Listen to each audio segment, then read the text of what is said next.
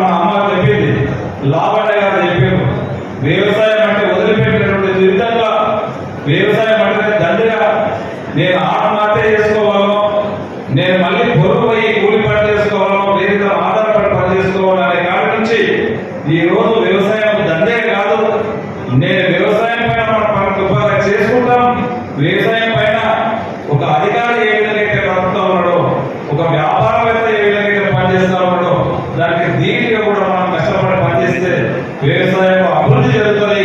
నేను పోగొట్టుకున్నా, ఎక్కడైతే పోగొట్టుకున్నానో అక్కడే సంపాదిస్తాను. ముక్కోడి దీక్షతో లావణ్య గారు ఏ విధంగా అయితే వ్యవసాయం చేసారో ఆమె అందరూ కూడా మనం ఆదర్శంగా తీసుకోండి. ఖచ్చితంగా గవర్నమెంట్ కూడా ఈరోజు మనం సహాయం తీసుకొని అదే విధంగా వ్యవసాయాన్ని అన్ని రంగాల్లో మనం అభివృద్ధి చేసే బాధ్యత ఈ ద్వారా మనం ఈ వేదికల ద్వారా తప్పకుండా అధికారులు ఇచ్చినటువంటి సూచనల ద్వారా మనం ఒకటే చేస్తా ఉన్నాం.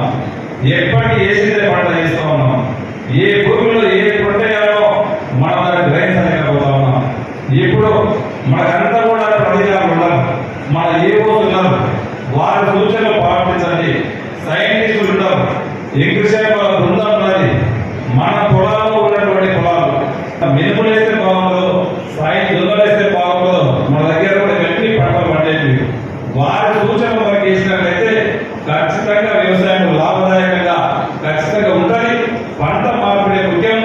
పంట మార్పిడి వల్లనే మన వ్యవసాయం బాగుపడుతుంది కనుక ఆ దిశగా ఇప్పటి ఇంత గతంలో ఇప్పుడున్నటువంటి సైంటిస్టులు కానివ్వండి, అధికారులు కానివ్వండి, కలెక్టర్ గారు, సురేంద్ర మోహన్ సార్ గారు క్లుప్తంగా చెప్పారు.